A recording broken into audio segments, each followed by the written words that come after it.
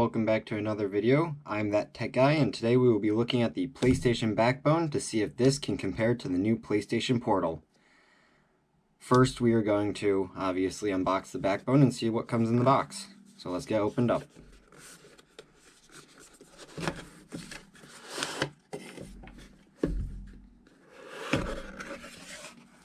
So inside the box it looks like we get the Backbone controller, a QR code that I'm guessing sends you to the app to download it so you can run this, and an accessory box up here for adapter for in case you want to fit more phones, which I have already switched out so it can fit my phone. I have the PlayStation looking controller with the USB-C port so it can run with Android because I have an Android Sam phone right here. It's a Samsung. But let's look at the controller itself at the moment. Looks like a standard controller. Triggers feel decent, but it kind of reminds me of the Nintendo Switch, which I don't overly like their joysticks, which is why for my Nintendo Switch I got the cracked controller, which I do have a video on it if you guys want to check it out, but I am used to the Switch Joy-Con, so I can survive with that. The buttons are a bit small, but it feels just a small bit better in my hands than the normal Joy-Cons do. The plastic on the back has an interesting texture. It's not the PlayStation texture. It feels like, I guess, paint on the wall. Like if you've ever felt like, well, if you like touch the wall and it has like a nice coat of paint on it, it feels like that. But it has actual weight to it compared to its size, so I am quite surprised about that. And it took me a while to figure this one out. I am sad that there are not a lot of videos explaining how to do this, and there's no directions of how to remove these adapters inside the box. To do it, you actually have to look at the bottom, and if you see that there's a small little notch right there, you have to get your fingernail on it and just pull out, and it's magnetic. It took me way too long to figure this out, and I wish they would put in the directions that are in the box of how to do it.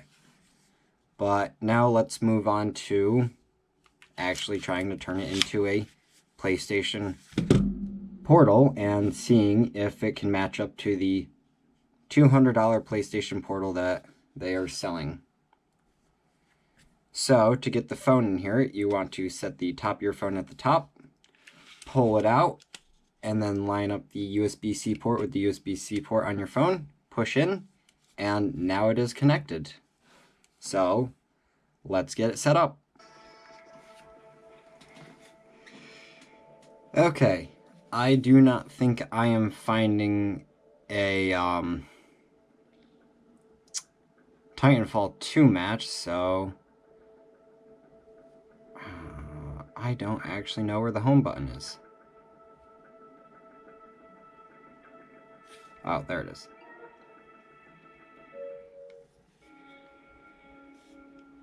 So, I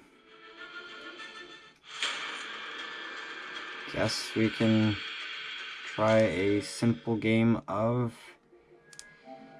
Apex and see how it runs, because I have not played the game in a very long time, so I do not believe I will be very good at it. Turn down the volume.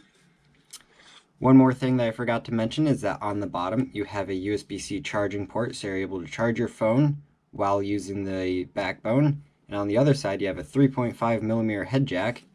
And the cool little thing is that on the back side you have a PlayStation logo.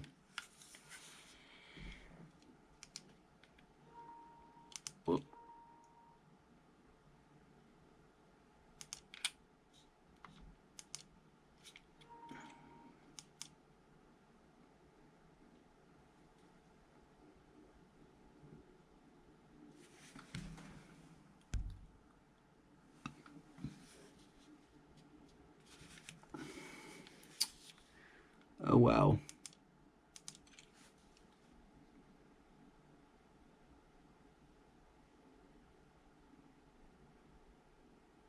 Okay, so let's just play a quick little game.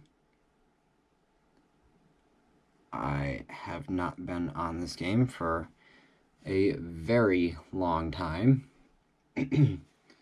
So let's see how far I get. I will probably end up dying off a spawn.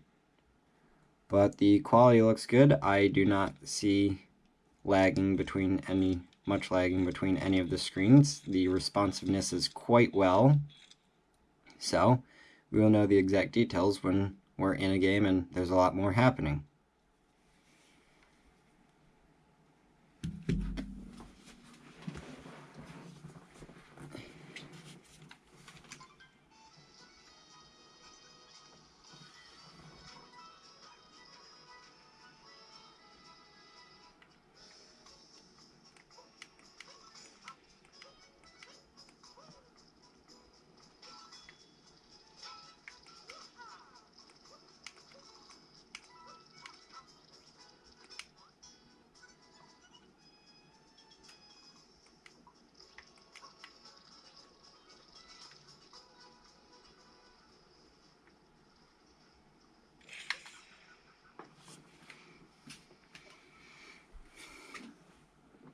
Looks like we are finally in a game.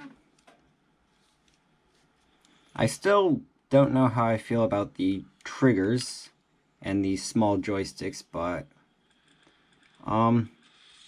they do all right for what they're meant to do. And I know that the PlayStation Portal runs a bit smaller of a feeling controller than what they normally have. Ooh. I'm hitting all the wrong buttons today. I've been playing a lot of the Nintendo Switch lately, so the PlayStation button layout is a bit different, so gotta get used to it again.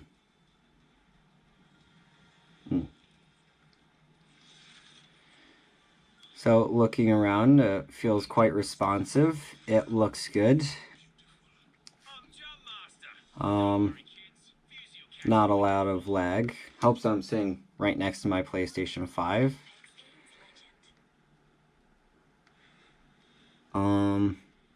The quality looks good. I don't see a lot of pixelation. That I can also give credit to the decent phone screen quality that I have. But everything seems quite responsive.